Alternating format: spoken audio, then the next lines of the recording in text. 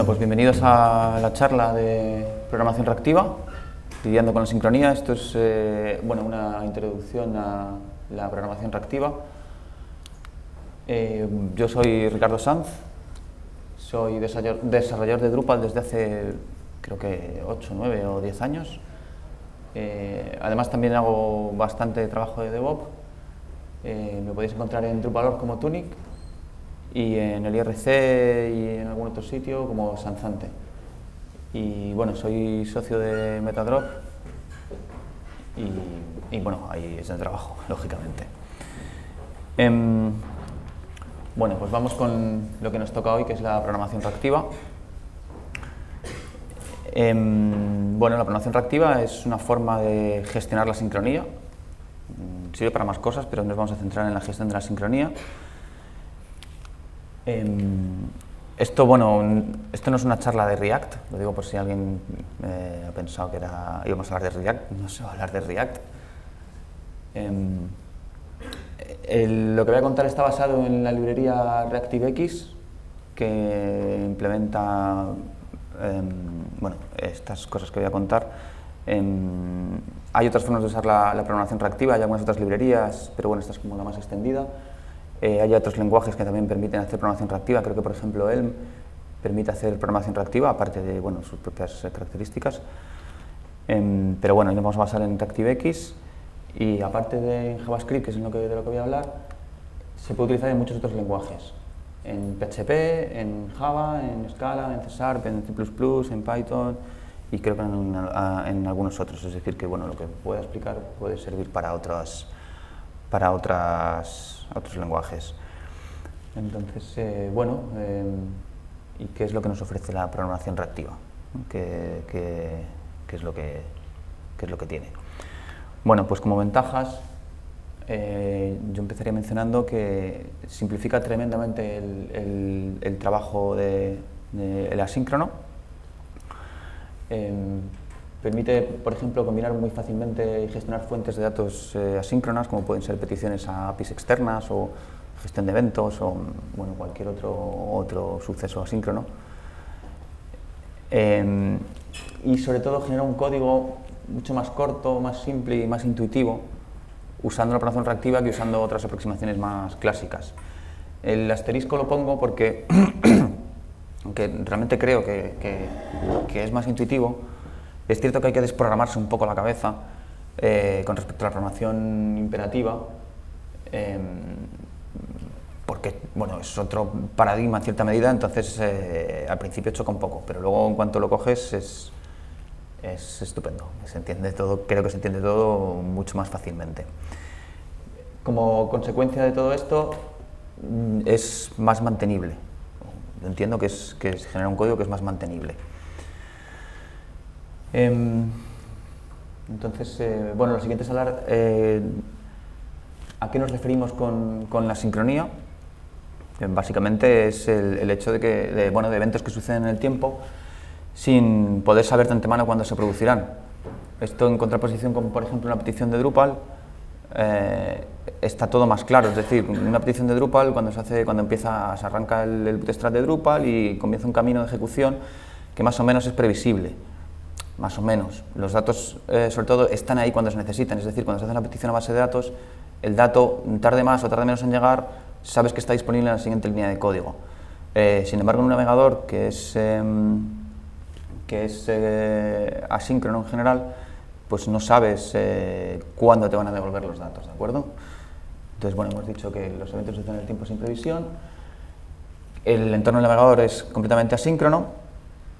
Y la sincronía del navegador, bueno, pues viene de la interacción con el usuario, como por ejemplo el ratón, pulsaciones de teclado, etc. Viene de peticiones AJAX, bueno, de cuando el servidor determina procesar los datos y los envía, pues llegan al navegador en el momento que sea. También temporizadores o animaciones como el setInterval o el setTimeout. WebSocket, que básicamente serían los push del servidor, no sabes cuándo te van a llegar. Y, por ejemplo, los resultados de otros hilos de workers que estén haciendo otro trabajo más pesado para no bloquear el hilo principal, pues tampoco sabes cuándo te van a llegar los datos. Entonces, al final tienes un entorno asíncrono en el cual, bueno, las cosas te van llegando en un orden totalmente impredecible.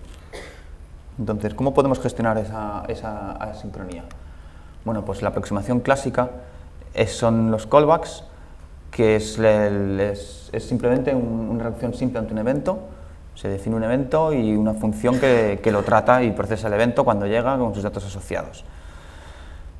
El ejemplo típico es el listener, ¿no? Aquí tenemos, por ejemplo, pues nada, un elemento grep al que cuando alguien hace clic en él, pues mostramos un panel mediante jQuery. Simplemente llega un evento y se procesa inmediatamente con un procesador muy simple. Los callbacks están bien, pero no dan mucho juego, son muy simples y realmente solo funcionan bien para respuestas sencillas ante eventos como esta respuesta. La cosa empieza a ponerse complicada cuando tienes un entorno con muchos eventos asíncronos y mucha complejidad, y especialmente cuando tienes callbacks que dentro llaman a más callbacks, o sea, tienen que definir más callbacks y lanzan más eventos, lanzan más procesos que luego tienen que procesar con un callback.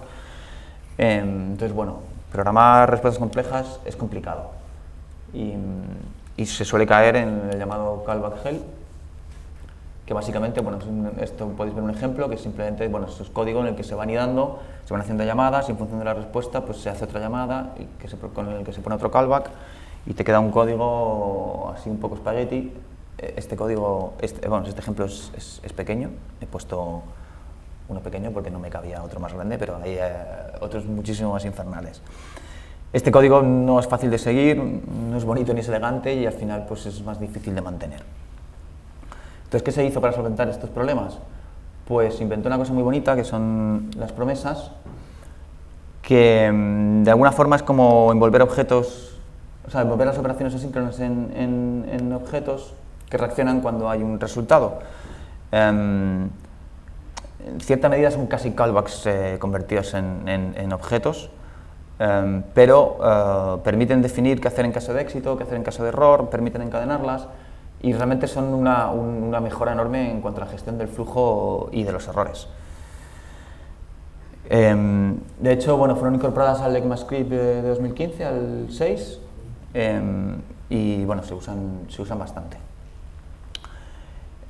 Son una gran mejora, pero tienen sus ciertas limitaciones. Como limitaciones se podría mencionar que solo se resuelven una vez, devuelven un único valor. Una promesa, al fin y al cabo, es la promesa de que se va a devolver un dato. A veces seguir el hilo no es trivial, depende de cómo esté hecho la gestión con promesas. No son diferidas, no son lazy, en el sentido de que cuando se lanza una operación que devuelve una promesa, realmente esa operación se va a ejecutar, porque hay una promesa de devolver un dato. Entonces, al final, la promesa siempre se va a resolver o va a fallar.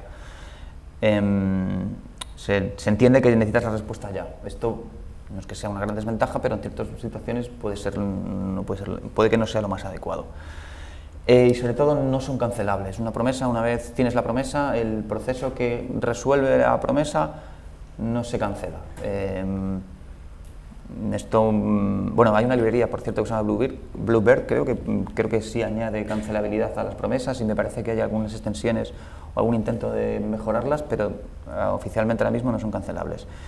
Siempre se tratará de resolver o de fallar. Puede ser ignorada, claro, pero bueno, esto puede producir un gasto de recursos y tener ahí un proceso que realmente ya no lo necesitas. Entonces, aunque son una gran mejora frente a los callbacks, la siguiente estrategia que voy a presentar, que se basa en la programación reactiva, yo creo que es bastante más potente y versátil, que es la programación reactiva. La programación reactiva, hay muchas definiciones, unas más claras, otras menos, unas más acertadas, otras menos. Yo voy a introducir las mías, seguramente tendrán sus incorrecciones o no serán del todo precisas, pero esto es una charla introductoria y tampoco quiero entrar en detalles muy técnicos. Entonces, la programación reactiva básicamente es una forma de llevar capacidades de programación funcional a la programación imperativa. Obviamente no es exactamente programación funcional, pero le da ciertas cosas que tiene la programación funcional. Se puede entender también que una programación usando flujos de datos asíncronos. También trabaja con flujos síncronos, pero estamos hablando de asincronía. O también lo podemos decir como una declaración de caminos de datos que se procesan y transforman los datos que los cruzan. Esto lo vamos a ver ahora con un poco más de detalle porque, dicho así todo, pues suena como muy abstracto, pero ahora vamos a ver claramente qué es. También se puede decir que simplemente se declaran reacciones ante el cambio. Esto en cierta medida es parecido a lo que hacen, por ejemplo, Angular, React o Vue, en el cual hay un momento en el que cambias una variable y automáticamente esa variable se renderiza en el navegador. Es decir, se ha hecho un cambio en una variable y el framework o la librería lo que tiene es una reacción ya ante ese cambio que renderiza la variable. La programación reactiva de alguna forma es como generalizar ese comportamiento, porque estos software lo hacen concretamente para el tema del renderizado principalmente. La programación reactiva te sirve para declarar una serie de reacciones ante un cambio. Entonces, vamos a ir con los conceptos necesarios para declarar estas reacciones ante el cambio. Lo primero que vamos a hablar es el camino de datos. Esto es el camino que siguen unos ciertos datos. Esto es un concepto abstracto, una idea, no es una estructura de datos de la programación reactiva, ni es un objeto, ni nada, es una forma de visualizarlo, ¿de acuerdo? Esto me lo he inventado yo para intentar explicarlo más claramente, ¿de acuerdo? No lo busquéis porque creo que no está explicado así, pero creo que simplifica la idea. Entonces, ¿qué sería un camino simple?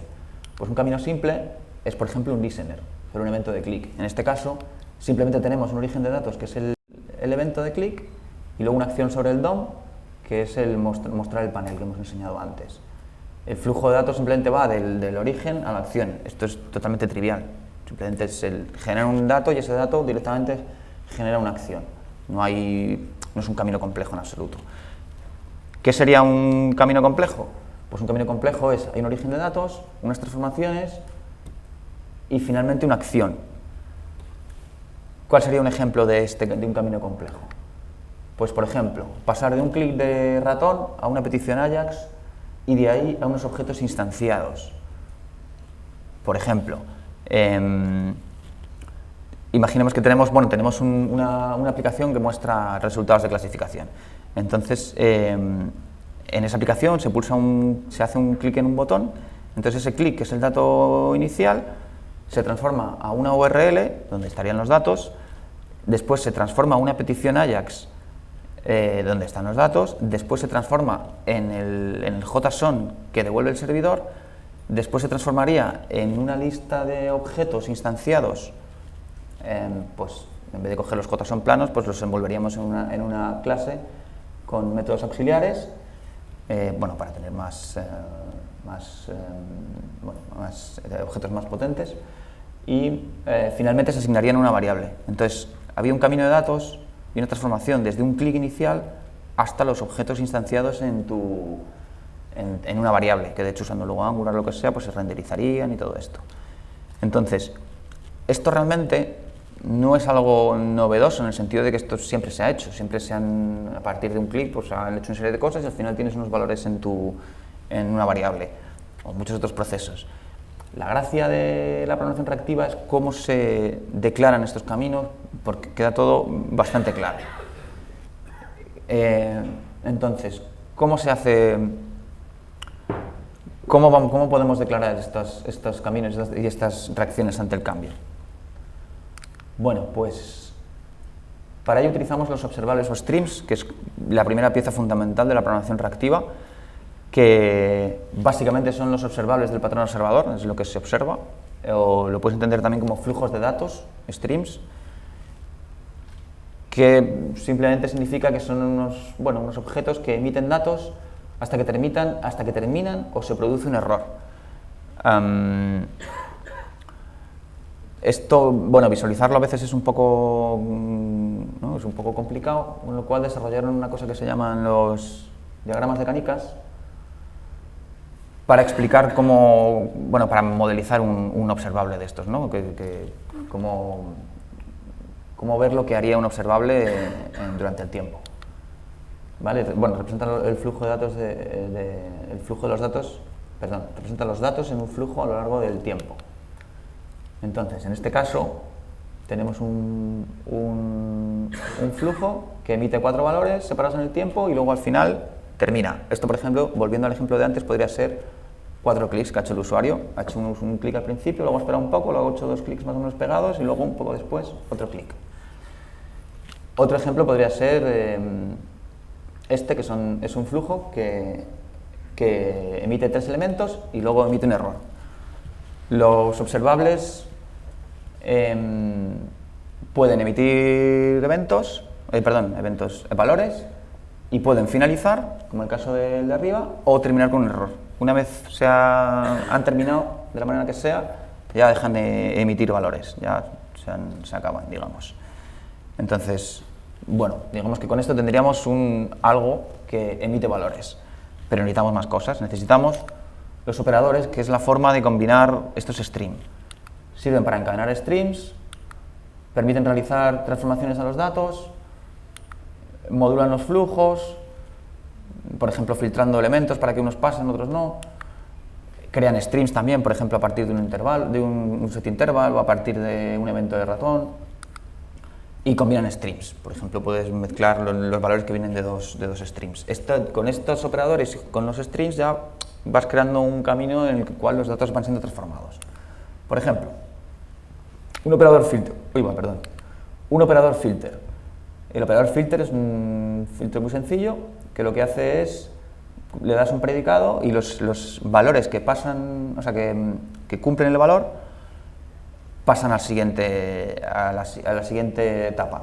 En este caso vemos que se recibe un 3, el operador lo que tiene es un filtro que lo que hace es hacer el módulo de 2 y deja pasar a aquellos que tengan valor 0, es decir, deja pasar a los pares. El 3 es filtrado porque no es par. El 6 sí pasa, el 5 no pasa, el 12 sí, el 2 sí. Entonces, tenemos un stream al principio que está emitiendo una serie de valores, luego un filtro y luego un segundo stream en el cual ya los valores han sido filtrados, ya no son... Ya hay una modificación, digamos, aquí de los datos que han ido pasando. Otro ejemplo muy básico es el operador map, que transforma los datos en stream. En este caso es una operación muy tonta que multiplica por 10. Llega un 1, sale un 10, llega un 9, sale un 90. Obviamente esto no es que sea muy útil, pero bueno, es para que entendáis el concepto de los operadores y de cómo van transformando los datos. Entonces, esto está muy bien, pero lo suyo sería ver un ejemplo. Y, bueno, el ejemplo sería, por ejemplo, un cronómetro acumulativo. Esto es un cronómetro, vamos a hacer un cronómetro muy sencillo, muy tonto. Esto se puede hacer con programación normal sin mayores problemas. Y por eso quiero mostrarlo con programación reactiva para que se entienda un poco cómo algo que creo que podéis entender cómo hacerlo en programación normal, cómo se haría en programación reactiva, que veáis un poco el rollo, cuál es la aproximación, digamos. Es un cronómetro manual que va acumulando tiempo. Cuando enciendes la aplicación, digamos, pues hay un reloj que ya va funcionando y entonces luego tienes un botón en el que activas tu cronómetro que acumula, empieza a acumular segundos y tienes otro botón para pausar o continuar. No sé si, yo creo que se entiende, ¿no? O sea, un botón de empieza y otro botón de cuando le doy para de sumar segundos y le doy otra vez y sigue sumando. Se puede ver ahí en esta dirección. No me conecto a internet, entonces no os lo voy a poder enseñar porque me tenía que haber conectado y se me ha olvidado, perdonad, pero bueno, creo que es bastante sencillo. Entonces, el código sería el siguiente. Aquí hay que respirar un poco, ya empezamos con código, ¿vale? Creo que es sencillo. Tenemos un valor, que es el valor de nuestro cronómetro. Empieza en 0, lógicamente. Tenemos el indicador de si se está acumulando valores o no. Aquí empezamos con los observables. Aquí estamos definiendo un stream, que es el botón de Start. Simplemente cogemos un elemento del DOM, que será un botón, y le decimos, oye, cuando llegue un botón clic, me generas un stream con todos los eventos de clic que se generen, ¿de acuerdo? Con lo cual, en el botón S, tenemos un string que emite un valor, que es el evento de clic, cuando el usuario clica. Tenemos otro stream, exactamente igual, para el botón de pausa. Y tenemos otro stream que es está hecho con el operador interval, que te genera un stream que va emitiendo cada segundo un valor. Empieza 1, 2, 3, 4, vale. Tenemos 3 streams. Entonces, ¿cómo los combinamos? Pues es bastante sencillo. Primero, el botón de pausa, simplemente nos suscribimos al stream, que es la parte final en la cual haces la acción, hacia el final del camino de datos, digamos. Entonces, cuando llega un evento, simplemente cambiamos el valor del clock on. Bueno, por cierto, ¿alguien no sabe lo que es el igual con el símbolo de mayor? ¿Sabéis que eso se llama función flecha de JavaScript? ¿Alguien no lo sabe? Bueno, básicamente esto realmente es una manera de describir de manera corta un callback, en realidad. Es decir, lo de función, abre paréntesis, abres llaves y pones el cuerpo de la función. Entonces, cuando llega un valor, se cambia el clock, se pone en on o en true o en false. Y entonces, ¿cómo sería nuestro reloj? Pues nos enganchamos al stream del clock. El primer operador es do, que simplemente realiza una operación con el dato y vuelve a emitir el mismo dato. Entonces, ¿qué hace? Pues en el elemento output 1 va poniendo los valores que van saliendo del reloj. Este sería el reloj de referencia, el que está siempre corriendo, ¿no? El que va 1, 2, 3, 4, 5, 6. Vale. Luego, después del do, sigue el valor y llega a otro operador que se llama combine latest. Este operador lo que hace es combinar dos streams y hasta que no tiene valores de los dos no emite un valor. Con lo cual, primero recibe, lógicamente, el valor un valor del reloj. Pero como aún no ha recibido el valor del segundo stream, que es el del start, el que hemos dicho que sirve para empezar a que nuestro reloj acumule, no va a emitir nada. Entonces, mientras no pulsemos el botón del start, efectivamente, los valores no pasan, con lo cual no sucede nada. En el momento que pulsamos el botón de Start, combine latest ya tiene dos valores. Tiene los valores que le llegan del clock y el que le ha llegado del otro lado, del botón de Start. Con lo cual seguiría adelante. Luego le añadimos un filter, de manera que solo dejamos pasar valores cuando tenemos el clock a true.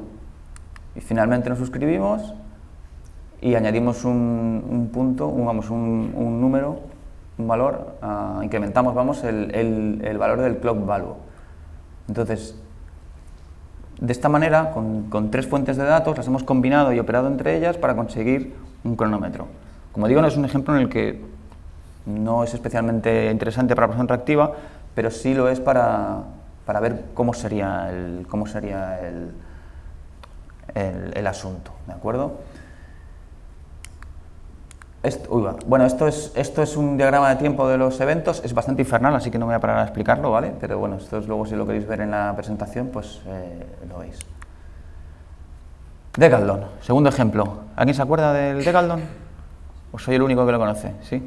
Exactamente. El Decathlon es un machacabotones, es un juego muy antiguo de Spectrum en el que tienes que darle muchas veces muy rápido a un botón para conseguir que el jugador corra. Entonces vamos a hacer el control del machacabotonismo, que es detectar los clics de ratón seguidos. Este ejemplo ya me parece más interesante porque creo que con programación clásica es bastante más complicado, porque envolvería una gestión de un estado interno, un pequeño follón con intervalos y cosas así, mientras que con la programación reactiva es bastante sencillo. ¿De acuerdo? Entonces, hay que detectar cuántos clics seguidos se hacen. A partir de un clic, en un tiempo determinado, cuántos clics entran dentro de ese tiempo. Bueno, eso. Está también el ejemplo aquí en esa dirección. Entonces, este es un poco más largo, pero bueno, tampoco mucho más complicado, ¿de acuerdo? Tenemos lo mismo, un botón, un stream en el que nos llegan los usuarios, un texto donde ponemos cuántos clics ha hecho. Y entonces, creamos el multiclick stream, que es el que va a detectar los clics múltiples. ¿Qué cogemos? Cogemos el stream de los clics y ponemos un operador que se llama buffer. El buffer lo que hace es ir acumulando valores hasta que el observable que tiene dentro emite un valor. Es decir, yo tengo un observable que se llama interval. 660 este, que es lo que hace es más o menos un poco más de cada medio segundo emite un valor, ¿de acuerdo? Es como un pulso. Entonces el buffer lo que hace es que cuando llega el primer clic del usuario, empieza a acumular los valores de los clics que emite el usuario hasta que el observable le mete el pulso.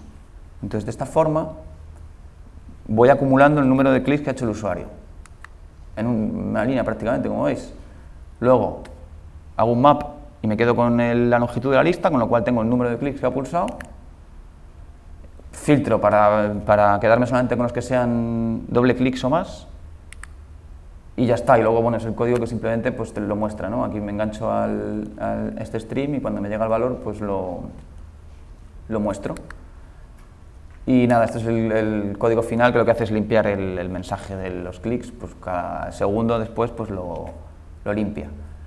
Entonces, que aquí se ve en parte la potencia del asunto, y es que lo importante son básicamente estas líneas de aquí, que son las que detectan los clics. Esto con programación no estructurada o orientada a objetos yo creo que es bastante más complicado. Sin embargo, con esto lo haces muy fácilmente, ¿de acuerdo? El tercer ejemplo que quería enseñaros es más complejo y más realista, que es pedir una URL e instanciar, que es un poco el ejemplo que he puesto antes, ¿no? Clic de ratón, se convierte en una URL, en este caso, entra en clic, lo convierto en una dirección que es donde está la API la que quiero consultar. De aquí llamo a una petición AJAX, se utiliza el operador flatMap, que bueno, no voy a entrar ahora en detalles, pero como el HTTP GET URL en sí mismo es otro stream, es asíncrono, bueno, pues el flatMap me ayuda a que esto siga todo en orden, ¿de acuerdo? Luego mapeo los ítems haciendo una instancia de cada uno de ellos con una clase y al final lo asigno. Entonces, pues, bueno, en pocas líneas tengo toda esta conversión y como veis el camino es muy claro, está claramente definido, ¿no? Desde dónde empieza hasta dónde llega. No tengo que irme a diferentes funciones o diferentes sitios, está todo muy clarito y muy denso, o sea, denso pero explícito en una parte de código bastante pequeña. Por ejemplo, que quiero meter un refresco automático, fijaos, lo único que voy a hacer es añadir una línea más, que es merge rx observable interval. ¿Qué es lo que hace? Pues me está cogiendo, por un lado, el clic del usuario y además me lo está mezclando con otro observable que genera pulsos cada 60 segundos. Entonces, lo siguiente, lo que sale de ahí es un valor cada vez que pulsa el usuario o cada vez que pasan 60 segundos. Entonces, y luego ya nada, lo mismo de antes, el mapeo a la dirección, luego el flama, bla, bla, pero es una línea más, añadir el refresco automático. Desactivable el refresco automático, vamos a añadirle una que se pueda desactivar el refresco automático. Pues vamos a empezar con un observable que emite cada 60 segundos, le metemos un filtro de manera que solamente pasan los valores cuando la variable autorefresh está activa, o sea, está en true, y luego pues nada, lo mismo, lo mergeamos con el evento de clic y ya pues nada, el resto. Fijaos, o sea, añades una línea y tienes refresco automático desactivable. Y en cuanto a la gestión de errores, al final veis que pone catch. Esto bueno, es otro operador que lo que hace es que si captura una excepción, pues en este caso lo que hace es meter otro observable. Bueno, hay varias formas de gestionarlo, pero bueno, puedes capturar los errores y tratarlos en consecuencia, ¿de acuerdo? En este caso simplemente lo que hace es, si detecta un error, devuelve una lista vacía.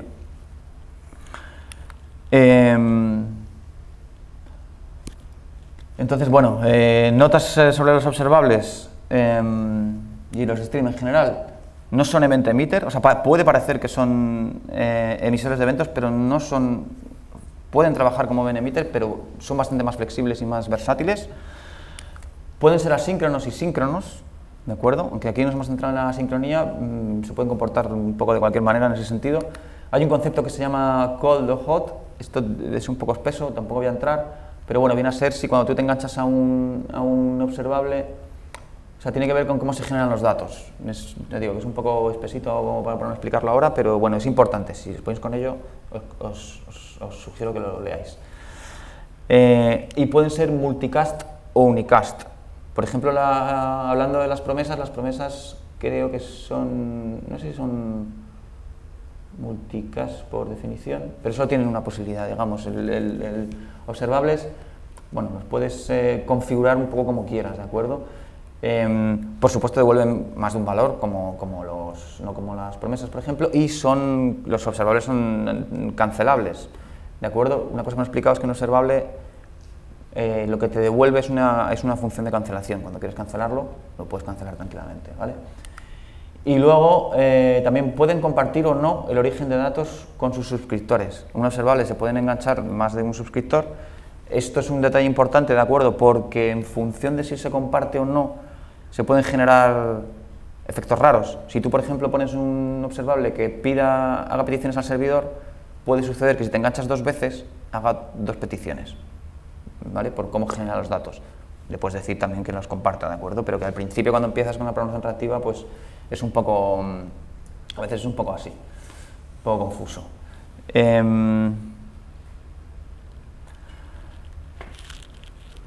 Bueno, otra cosa, hay un ejemplo por ahí, que luego pongo un enlace, que es un widget, es una replicación del widget de Twitter de a quién seguir, ¿de acuerdo? Que básicamente al iniciarse lee datos de una API y muestra 3 sugerencias, al clicar refresh carga 3 nuevas sugerencias en las 3 filas, y al clicar en la X de una fila elimina esta sugerencia y carga otra solo en esa fila. Y bueno, en cada fila hay un avatar y un enlace a la cuenta, bla, bla, bla. Es esto, lo habréis visto, supongo, es un cacharro sencillo. Bueno, pues el código de este widget en programación reactiva es esto de aquí, que bueno, no nos vamos a poner a leerlo porque no viene muy al caso, y aparte se ve un poco pequeño, pero fijaos que aquí está todo el código ya, que incluso que engancha con los botones y con los elementos del DOM y hace las gestiones que tenga que hacer. Como veis, yo creo que es un ejemplo claro de que te queda un código bastante corto y bueno, claro, lo mismo si no estás acostumbrado, no tan claro, pero bueno, cuando ya lo conoces es bastante claro. Y entonces nada, yo decía en la charla que por qué deberías empezar a usarla. Pues ¿por qué hay que empezar a usarla? Bueno, primero porque hay muchos que ya lo han hecho, ¿de acuerdo? Hay bastantes empresas con productos así bastante complejos que ya lo utilizan. Puede modelizar casi cualquier cosa, o sea, son muy flexibles y muy versátiles, la programación reactiva y los observables en general. Trabajan casi con cualquier fuente de datos, puedes envolver cualquier cosa en un observable, empezando por las promesas también, por cierto. Cualquier origen asíncrono, cualquier cosa lo puedes envolver en un observable. Hay una propuesta para estandarizarlos ya, incluirlos en JavaScript, bueno, en ECMAScript. Y bueno, al final es menos código y produce una mejora de mantenimiento. Y además está disponible en muchos lenguajes y bueno, ya digo que es una manera magnífica de gestionar la sincronicidad. Bueno, aquí tengo unos enlaces que, bueno, colgaré las diapositivas y ya lo podréis ver. Esto es una introducción a la programación reactiva muy buena, un poco densa, pero muy buena. Esta es indispensable empezar por ahí, o prácticamente indispensable, yo creo. Bueno, estos son unos diagramas de canicas interactivos que sirven para comprender los operadores. Puedes mover las canicas dentro de unos observables y vas viendo qué resultado hay, está muy bien. Este segundo es algo parecido, pero puedes programarte tú un flujo y ver cómo van los datos, que está bastante útil. Luego, bueno, las ReactiveX, que son la página de las librerías estas. Y luego el blog de Ben Les, que es uno de los desarrolladores, está también muy bien, hay auténticas joyas ahí escritas. Y ya está. Gracias. Perdonad, he ido un poco deprisa porque se me ha echado un poco el tiempo encima. No sé si... Un ejemplo que has puesto era simplemente un contador de clics, ¿no? Sí, un contador de clics. Vale, o sea, cuando la gente ha dicho, vale, pues voy a hacerlo en Elm para que si queréis verlo lo podéis ver. En Elm seguramente ya lo he hecho, o sea, lo he hecho en 5 minutos. ¿Qué son? ¿2 líneas, 3 líneas? Un O... poquito más porque tienes la vista con HTML y toda la pesca, pero si lo queréis ver, lo tengo aquí. Bueno, si nadie tiene más preguntas, podemos verlo. ¿Eso va por HDMI? No, sí, no, sí, no. No va por HTML, pero te puedo abrir un editor de texto si quieres. Lo programa, ¿no? ¿Eh? Lo programa, ¿no? Ah, bueno, claro.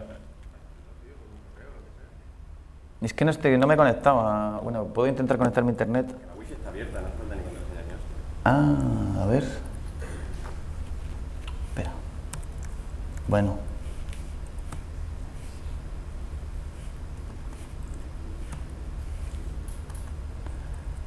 A ver. ¿Cuál es? Cigarreras. Ah, cigarreras. ¿Y era Club Drupal? No, sin contraseña. Sin contraseña, es verdad. Bueno, maravilloso. Bueno. A ver.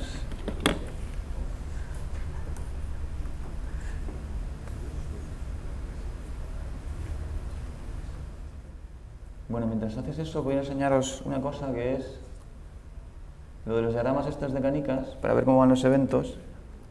Por ejemplo, fijaos, esto es un para ver ver los ¿cómo se llama? Los observables en directo. Y este es el que pone mouse no sé qué, es que no lo leo. ¿Cuál es el del mouse? ¿Ves algo de mouse? No, encima. ¿Este? Sí. Ah, pues fijaos, esto lo que hace es engancharse al mouse y va emitiendo el valor de X medio segundo, creo. Entonces, ¿veis? No lo muevo, ahora me empiezo a moverlo y van llegando eventos. ¿De acuerdo? Entonces, bueno, se puede reaccionar. ¿Tienes eso? Sí. Venga, ¿cómo me lo pasas? No, elmlang.org, A ver. elm-lang. Espérate. No, es un ejemplo de la página oficial que hace eso mismo. A ver, Lang. _lang. No te con una M. Es que- Borra. Otra vez. Ahí. Ahora Madre mía. _lang.org /examples y /buttons. /buttons. Ya está. Vale. Es el mismo ejemplo, pero que además suma y resta. No sé si se ve. Bueno, de hecho eso, una cosa que vi es que efectivamente el Elm tiene capacidades, aparte de que es funcional de base, Y es todo reactivo. y tiene bastante rollo reactivo, sí. Entonces, pues sí que esto lo explico un poco. Venga. Bueno, rápidamente tenemos el ratón. Bueno, el model es el dato, el message son los diferentes mensajes que se pueden mandar, ¿no? Las diferentes, lo que tú eras los observadores, los eventos. Y entonces tienes el update que los interpreta y los modifica y ya está. Y entonces abajo tienes la vista donde se visualiza ese dato cambiado. Y entonces aquí tienes el este. Entonces cuando yo doy el más, manda el evento de incrementar e incrementa. Cuando das al menos, decrementa. Y es eso mismo, los eventos, increment y decrement, y la función update, que es los procesa. Y ya está. Pero yo mi ejemplo es un contador de clics en un tiempo determinado. Bueno. Es un poco más, ¿no? No, oye, que está bien, que está bien. En un lenguaje funcional el tiempo no lo puedes controlar. ¿Y cómo cuentas, por ejemplo, los clics dentro de un segundo? ¿Podrías hacerlo? Con Elm sí, pero metiendo JavaScript. Ah, vaya. Pero en un lenguaje funcional puro no puedes tener nada que dependa de fuera de la Ya. de los atributos. Vale, pues mira, voy a enseñaros los ejemplos que antes nos he saltado porque no tenía internet y la verdad es que podía haberlo solucionado fácilmente, pero no me he dado cuenta, ¿vale? Por ejemplo, este que te digo de los eventos es... ¿Dónde está el ratón? Esto es complicado. Ah, aquí, no. ¿Dónde está, Dios mío? Aquí.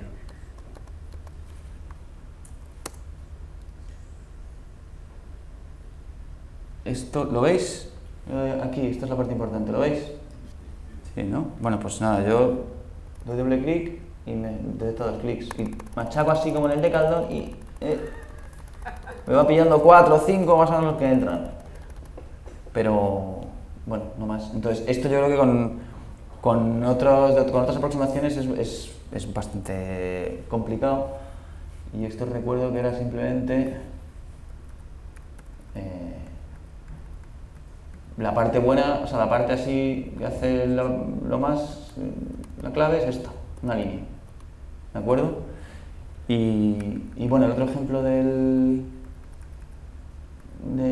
reloj, mira, que mucho mejor. Que ya digo que es un ejemplo muy tonto, pues simplemente es un reloj. Entonces yo digo, venga, pues quiero empezar a acumular en mi cronómetro. Pues nada, le doy aquí, empieza mi cronómetro de abajo y digo, bueno, pues ya no quiero que acumule más. Pues lo pauso. Y le doy otra vez y continúa. Es un ejemplo muy tonto, pero visto en... O sea, si miramos las líneas que utiliza, pues yo creo que son poquitas, vamos, que... En fin, que creo que está bastante bien. Bueno, y otra cosa, se me ha olvidado también mencionar, esto Angular lo tiene metido ya en su versión 2, a partir de la 2 ya lo tiene metido y lo usa extensivamente. Y es maravilloso. Yo me he tenido que pegar con una aplicación que he tenido que hacer en Angular 1 y en Angular 2, más o menos la misma, y en la Angular 1 fue un poco dolor, y en Angular 2 la verdad es que ha sido maravilloso. Una vez te acostumbras. Bueno, y lo último que quería decir en preguntas, es una buena pregunta que me podías haber hecho, que es ¿cuánto de duro es esto de la programación reactiva? ¿No? Porque es muy bonito, pero algo malo tendrá. Pues sí, claro, tiene cosas malas. ¿Qué cosas malas tiene? Pues que tienes que, lo que me decía antes, tienes que desprogramarte un poco la cabeza. Al principio choca un poco. Pero vamos, merece la pena. Luego los observables, como son tan versátiles y tan maravillosos, pues tienen a veces algunos comportamientos que no esperas, porque das por hecho que son de una forma y no son de una forma, sino que, bueno, tienen sus cosas. Y luego, aparte de los observables, hay más objetos y clases auxiliares que facilitan el desarrollo, pero que al principio pues no los conoces, con lo cual no sabes muy bien cómo manejarlos. Y otro problema es que al final tiendes a hacer programación imperativa con los observables. De hecho, hay muchos ejemplos de que es eso, de usar observables, pero al final lo que hacen es enseguida suscribirse y hacer callbacks, y entonces es como que así no. Tienes que hacerte tus caminos de datos y tus transformaciones e intentar evitar los subscribe, siempre al final, cuanto menos mejor en realidad. Pero a veces como que te haces un subscribe y ahí lanzas otro evento y es como, eso no lo debes hacer, realmente mételo en tu camino de datos. Si te suscribes y lanzas un evento, normalmente no lo estás haciendo. Pero una vez superas todo ese tipo de cosas, yo creo que es maravilloso, es estupendo. Y creo que se me ha acabado el tiempo, así que ya está.